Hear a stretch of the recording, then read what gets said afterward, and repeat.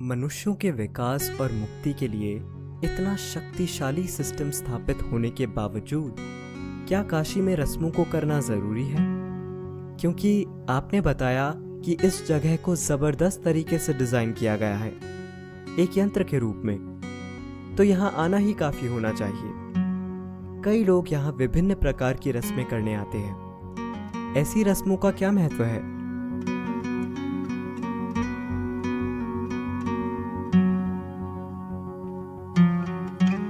काशी रस्मों से भरी हुई है। यह अनुष्ठानों का केंद्र रहा है। भीतरी प्रक्रिया करने से ज्यादा भरोसेमंद कुछ नहीं होता। वो सबसे अच्छा तरीका है। तो एक प्रक्रिया में दीक्षा मिलने के बाद आपको उसी पर निर्भर रहना चाहिए। ये चीजें इसलिए बनाई गई क्योंकि ये जनता के लिए हैं। उन्हें खुद के साथ कुछ भी करना नहीं आता, पर वो इतना जानते हैं कि कुछ करना जरूरी है। तो इसीलिए एक ऐसा यंत्र और यंत्र के साथ जुड़ी जटिल रस्में करना बहुत उपयोगी है, क्योंकि इससे कई लोगों की एक साथ मदद होती है।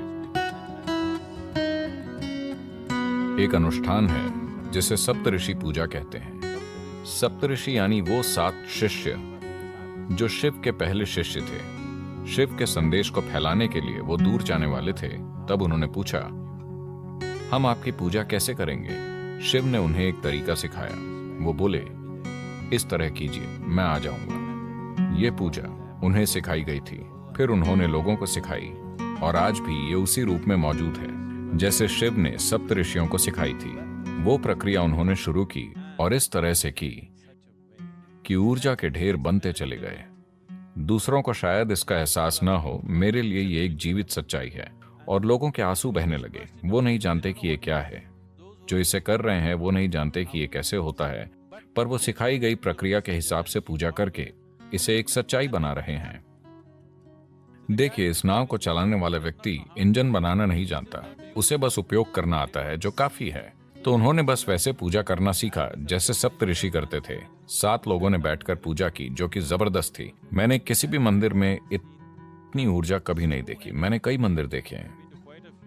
जहां भी मुझे ऊर्जा महसूस होती है, मैं जाता हूं। मैं वहां प्रार्थना करने नहीं जाता, मैं मांगने नहीं जाता। मैंने जीवन में कभी किसी मंदिर में अभिषेक या पूजा नहीं की है, ठीक है? पर यह एक जबरदस्त विज्ञान है।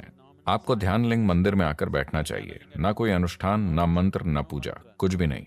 वहां हमेशा बिल्कुल शांति होती है। बस जाकर वहां बैठें और देखें, क्योंकि उसे मूल रूप से ध्यान के लिए बनाया गया है। जिन्हें ध्यान के बारे में कुछ नहीं पता, जिन्हें कोई निर्देश नहीं मिला है, बिना किसी निर्देश के लोग ध्यानमय हो जाते हैं। तो ये तकनीकें हैं, न कि विश्वास प्रणाली। तकनीकें जिनका ध्यान नहीं रखा गया। मेरा आखिरी प्रश्न, जब कोई काशी में आता है तो किस चीज का अनुभव उन्हें यहां जरूर करना चाहिए? सबसे पहले थोड़ी तैयारी करके आइए। मैं कहूंगा कि अगर आप काशी जाने वाले हैं तो कम से कम 3 महीने किसी ध्यान प्रक्रिया में दीक्षा लीजिए। कुछ समय ध्यान कीजिए, थोड़े ज्यादा संवेदनशील और शांत बनिए। अपनी सारी मान्यताएं घर पर छोड़कर आइए। अपनी सारी मान्यताएं घर पर छोड़कर आइए। धन्यवाद, धन्यवाद सद्गुरु। ये दुनिया की सबसे जटिल और रिफाइंड मशीन है। ये काशी है। ये अद्भुत है कि किसी ने ऐसी जगह बनाई। इसे बहुत बुद्धिमानी और काबिलियत से बनाया गया है। इसके पीछे दृष्टि और करुणा ये है कि ये सभी के लिए उपलब्ध हो। इसीलिए हम उन लोगों को नमन करते हैं।